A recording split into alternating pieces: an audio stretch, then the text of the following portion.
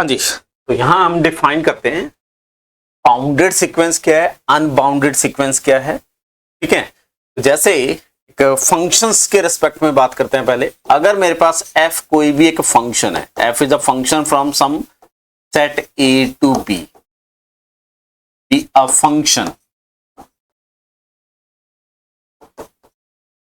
तो f is bounded. f bounded कब होगा? जब इसकी जो इमेजेस है वो एक फाइनाइट लेंथ के इंटरवल में आ जाए। तो f is bounded if images का मतलब जो रेंज ऑफ f है, रेंज ऑफ f क्या होगा? एक सेट होगा, इज बाउंडेड। ठीक है, रेंज बाउंडेड होने का मतलब क्या है? फॉर एवरी, या ये लिख सकते हैं कि there must exist some real number small m to capital M such that आपका जो रेंज है वो किसी ना किसी एक क्लोज या ओपन, आप कुछ भी लिख सकते हैं, मैटर नहीं करेगा, इसमें कंटेन्ड हो जाए।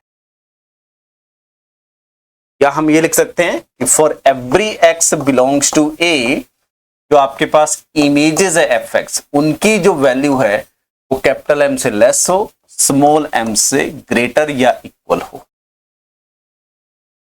तो कोई फंक्शन है, अगर वो फंक्शन को हमें बाउंडेड बोलना है तो बाउंडेड का मतलब क्या है? उसका रेंज बाउंडेड हो, या जितनी भी उसकी वैल्यूज हैं, इमेजेस हैं, वो किसी एक फाइनाइट लेंथ के इंटरवल में आ जाए।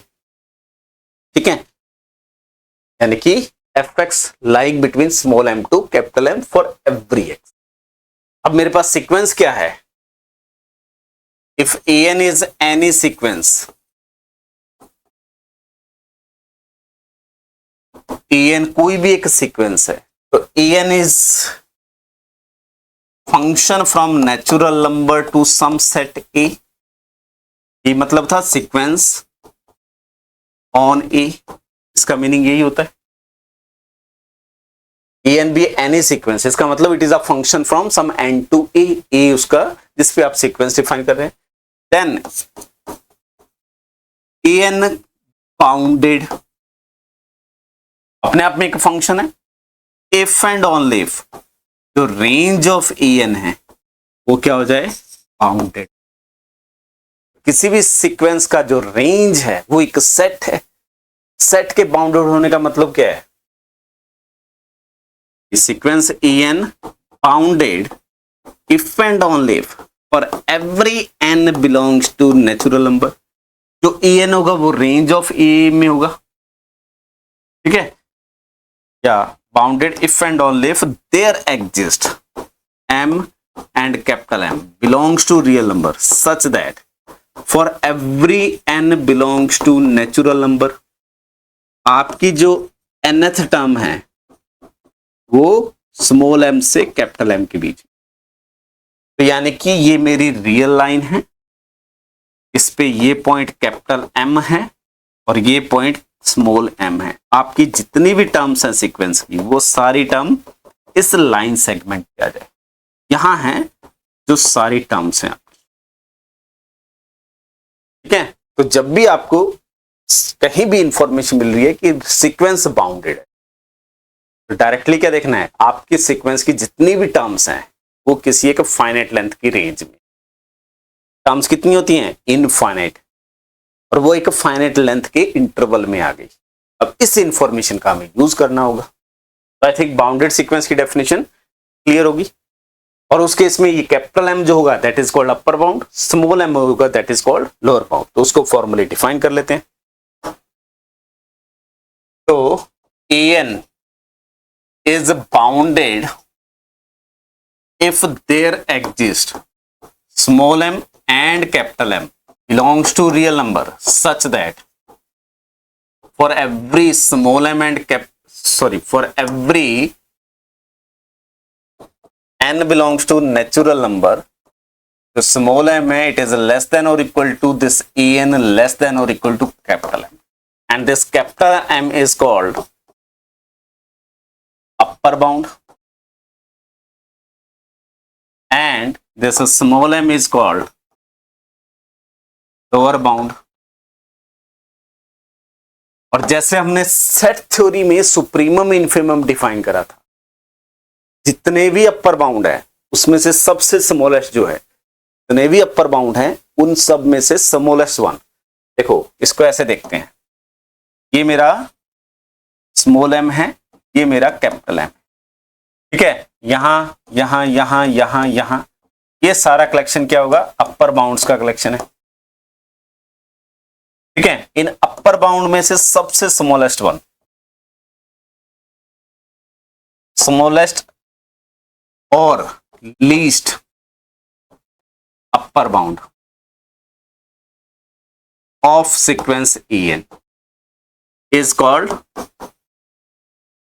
supremum of the sequence।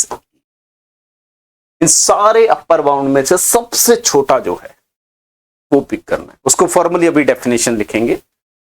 यहां ये लोअर बाउंड है तो इससे नीचे जो भी आएगा ये सारे के सारे क्या होंगे, लोअर बाउंड,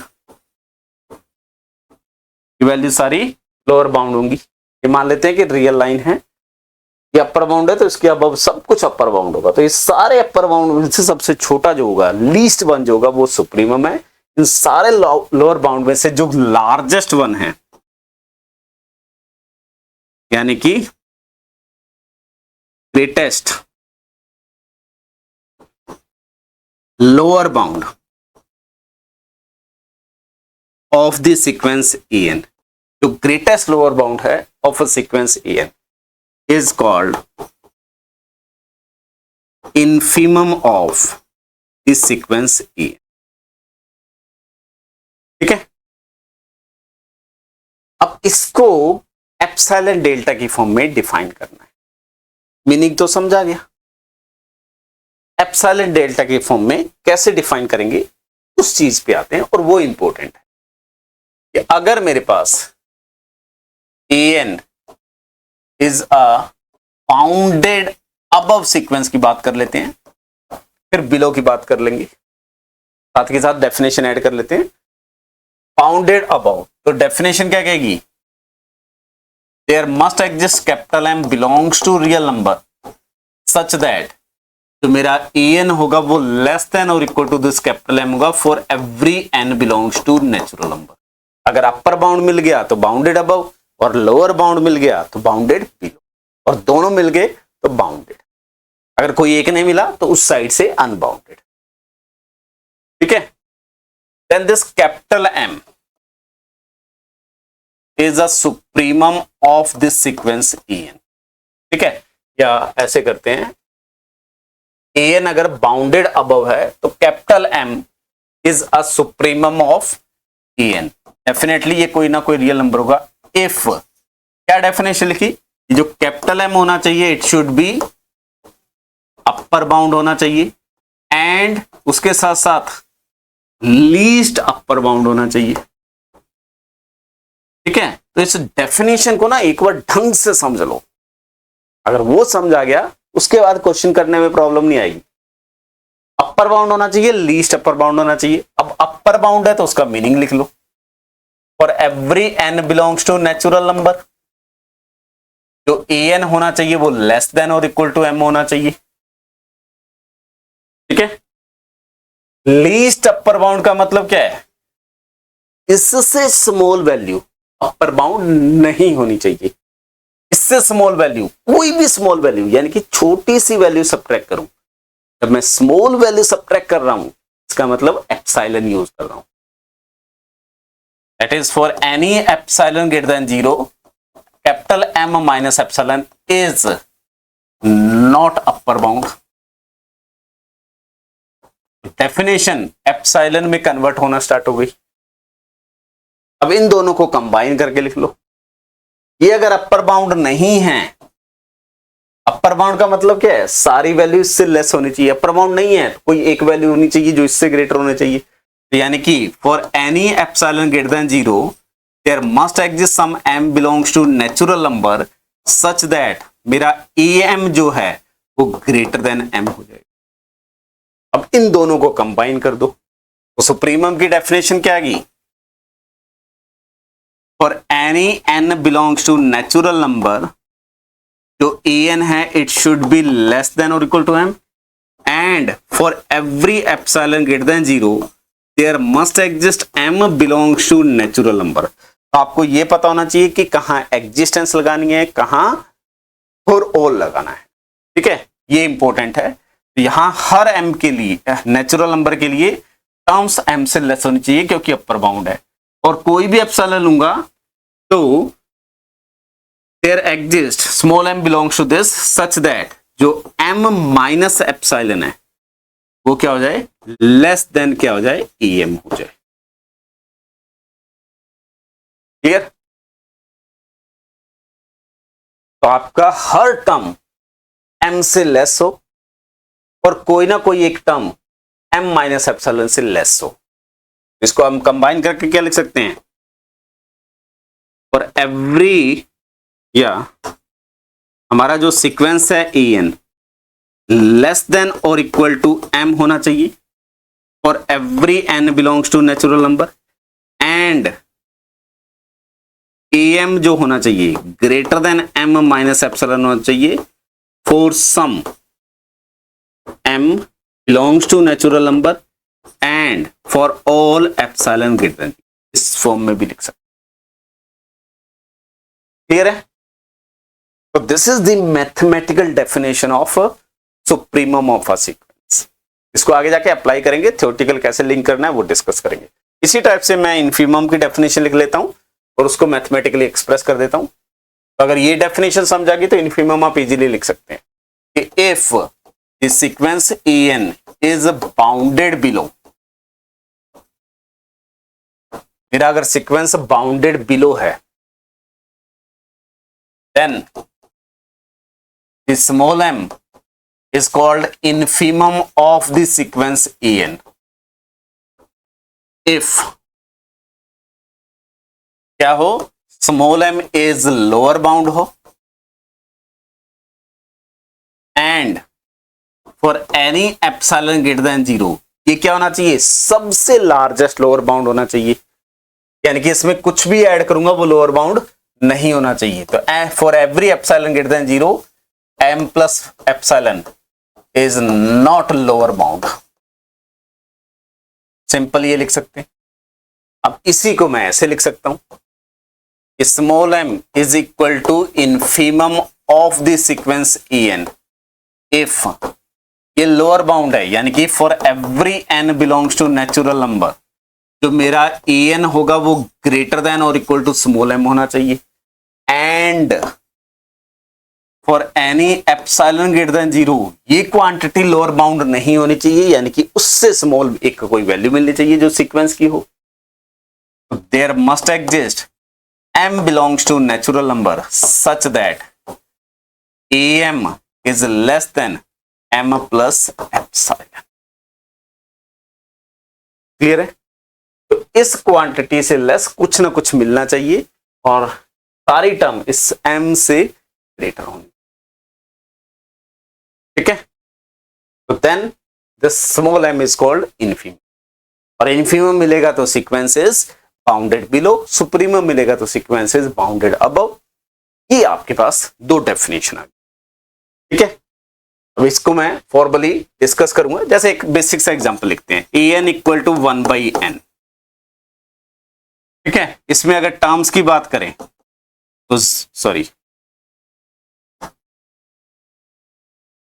पहली टर्म आएगी 1, देन 1/2, 1/3, 1/4, 1/5 एंड सो ऑन, ये टर्म्स आएंगी। अब ये देख सकते हैं 1 से लार्जर कोई टर्म नहीं है, तो en जो है मैं लेस देन और इक्वल टू 1 लिख सकता हूं। ठीक है? en जो है लेस देन और इक्वल टू 1 लिख सकता हूं। ठीक है? 1 एक टर्म मिल रही है। Now for any epsilon greater than 0, अगर मैं 1 माइनस एप्सिलॉन करूंगा, ये क्या हो जाएगा, लेस देन e1 हो जाएगा। e1 मेरे पास क्या है, 1। तो for any epsilon greater than 0 there exist m equal to 1 such that em का मतलब e1 वो क्या हो गया, ग्रेटर देन 1 माइनस एप्सिलॉन, यानी कि 1 minus epsilon is not lower bound, is sorry not upper bound, उससे लार्जर वैल्यू मिल गई। तो implies 1 minus epsilon is not upper bound. बस बेसिक सी डेफिनेशन यूज कर रहा हूं, ये अपर बाउंड नहीं है।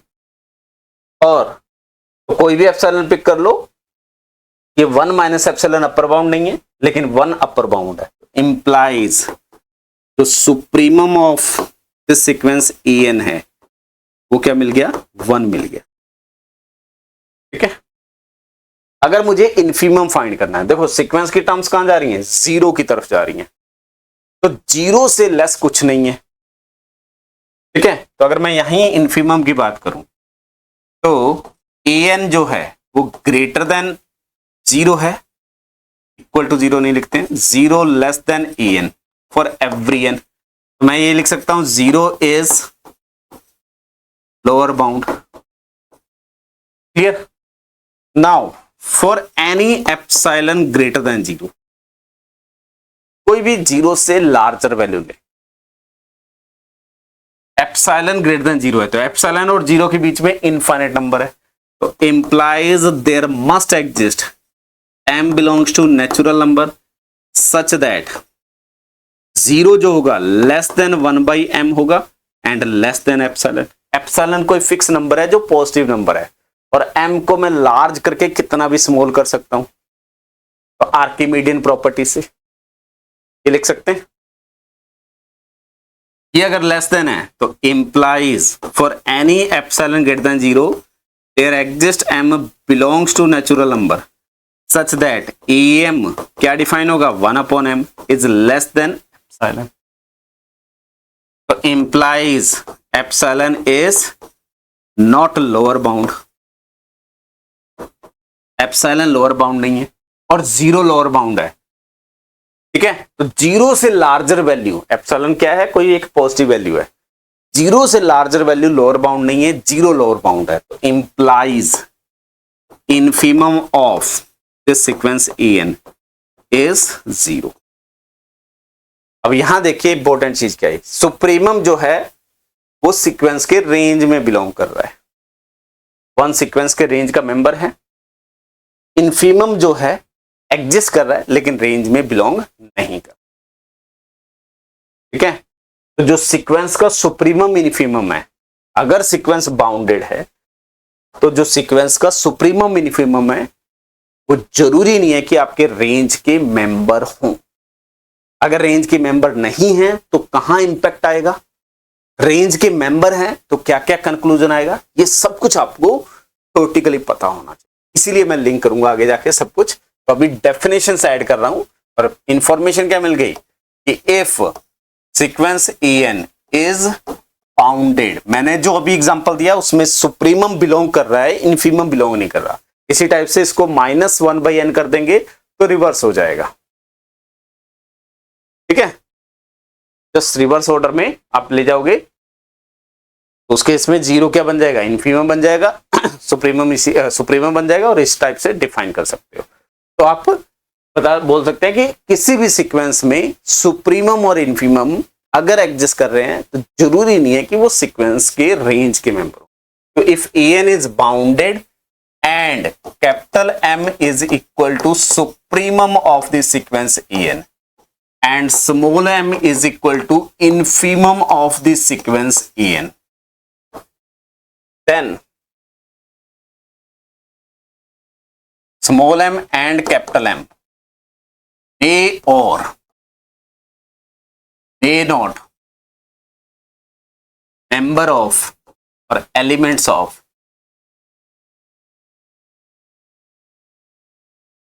Range of e। ठीक है, अगर सीक्वेंस बाउंडेड है तो उसका सुप्रीमम इनफीमम जरूरी नहीं है कि उस सीक्वेंस के रेंज में बिलोंग। एग्जांपल हम एक देख चुके हैं जिसमें सुप्रीमम बिलोंग कर रहा है, इनफीमम बिलोंग नहीं कर रहा है। इसी टाइप से आप रिवर्स भी बना सकते हो example. I think bounded sequence की डेफिनेशन अभी तक क्लियर है। ठीक है, यहीं से डिफाइन करता हूं en इज अनबाउंडेड अबव। अब ये चीज ध्यान से समझना, बहुत जगह काम आने वाली है। an इज अनबाउंडेड अबव, तो पहले मैं यहां डेफिनेशन रिकॉल करवाता हूं बाउंडेड अबव की।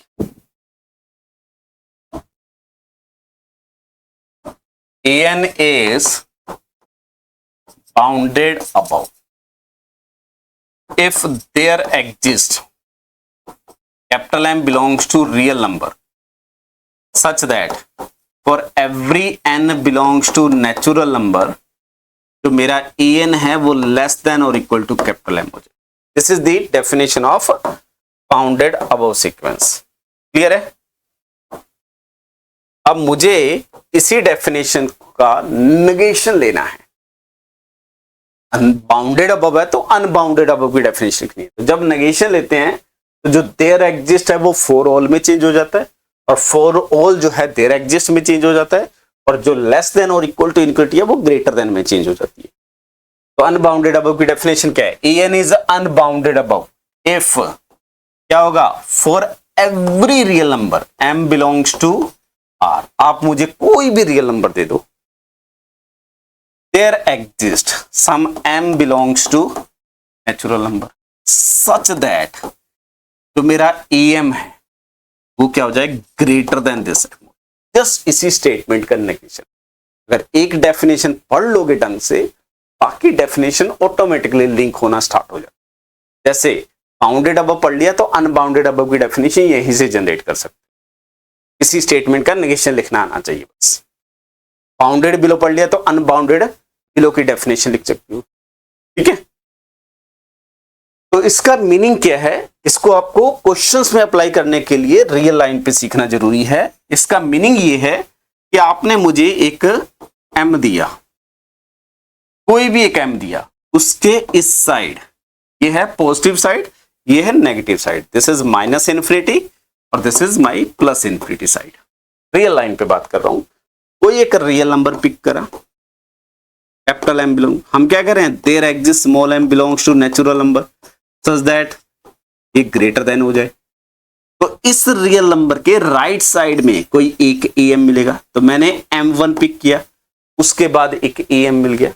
मैंने फिर एक m2 पिक कर लिया, उसके बाद फिर एक am2 मिल गया। फिर मैंने m3 पिक करा, यहां मेरे पास am3 मिल गया एंड सो ऑन। क्लियर है?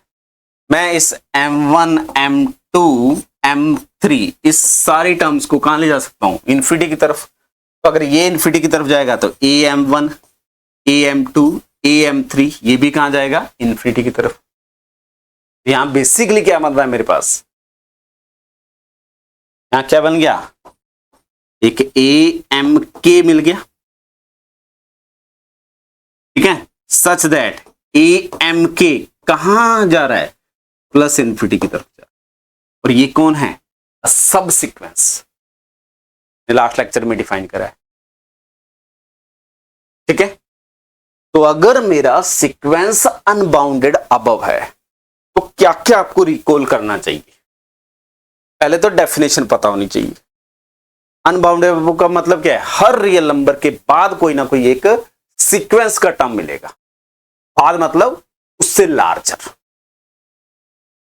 हर रियल नंबर से लार्जर एटलीस्ट एक टर्म मिलेगा। एटलीस्ट वर्ड यूज कर रहा हूं। ठीक है? और ऐसा तभी होगा जब हर रियल नंबर के राइट साइड में, यानी कि हर रियल नंबर से लार्जर कितनी टर्म्स हो? इनफाइनाइट टर्म्स हो। तो ये मैं सारी इंफॉर्मेशन यहां ऐड करना स्टार्ट करता हूं कि अगर मेरा सीक्वेंस an अनबाउंडेड अबव है, मेरा सीक्वेंस जो है वो अनबाउंडेड अबव है। पहले इंफॉर्मेशन फॉर एवरी, जो डेफिनेशन है, for every real number m belongs to r, there exist small m belongs to natural number such that am जो है वो ग्रेटर देन m मिल जाए। सेकेंड डेफिनेशन आप ये लिख सकते हैं कि for every m belongs to real number there exist infinite, there exist की बजाय यहां मैं लिख सकता हूं there exist infinite mk such that amk is greater than m। और थर्ड इंफॉर्मेशन लिख सकता हूं कि an is unbounded above if and only if there exists a subsequence ank such that जो ए एन के है वो मेरा टेंड कर जाए प्लस इन्फिनिटी की साइड, एज एन के को कहां लेके जाऊं मैं, इन्फिनिटी की साइड लेके जाऊं। तो जब भी आपको कहीं भी दिखेगा कि मेरा सीक्वेंस अनबाउंडेड अबव है, तो हर रियल नंबर के राइट साइड में इनफाइनाइट टर्म्स है, हर रियल नंबर से ग्रेटर इनफाइनाइट टर्म है, हर रियल एक सब सीक्वेंस मिलेगा जो इन्फिनिटी की तरफ जाएगा। ठीक है, और अगर एक सब सीक्वेंस मिल गया जो इन्फिनिटी पे जा रहा है तो सीक्वेंस हमेशा अनबाउंडेड। बस इतनी सी इंफॉर्मेशन हमें पता होनी चाहिए। आई थिंक ये क्लियर है डेफिनेशन। जैसे सिंपल सा example, A N equal to N, directly कहां जा रहा है, इन्फिनिटी पे।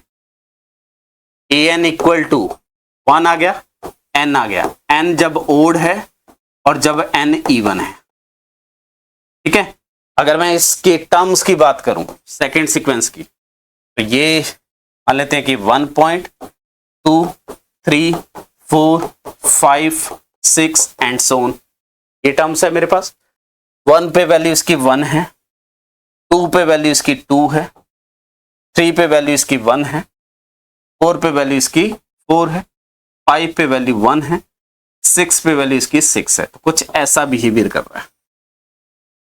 अगर इसको मैं ग्राफ से कनेक्ट करूंगा तो मेरे को आप कोई भी रियल नंबर दे दो, ये अगर है मैंने m पिक करा, इस m से लार्जर कितनी टर्म्स आएंगी, इनफाइनाइट टर्म आएंगी, या इवन टर्म का सब सीक्वेंस मिलेगा। अगर मैं a2n लिखूंगा तो वो क्या आ जाएगा, 2n कहां जा रहा है, इन्फिनिटी पे जा रहा है।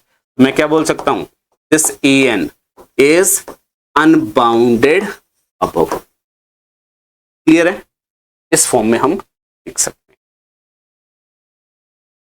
तो इस टाइप से सीक्वेंसेस के बारे में आपको इंफॉर्मेशन, इसी टाइप से मैं अनबाउंडेड बिलो की इंफॉर्मेशन ऐड कर देता हूं कि अगर मेरे पास कोई एक सीक्वेंस an है, इज अनबाउंडेड बिलो,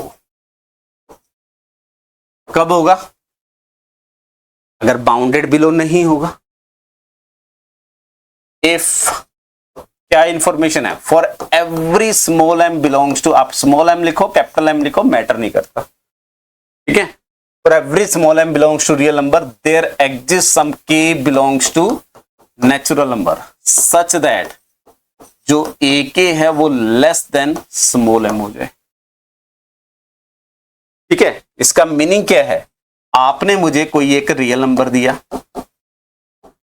इसके लेफ्ट हैंड साइड पे ak मिल रहा है, फिर आपने मुझे ये m1 दिया, ak1 मिल गया, यहां आपने मेरे को m2 दिया, यहां पे मेरे पास मिल गया ak2 मिल गया, यहां पे आपने m3 दिया, मेरे को यहां पे ak3 मिल गया।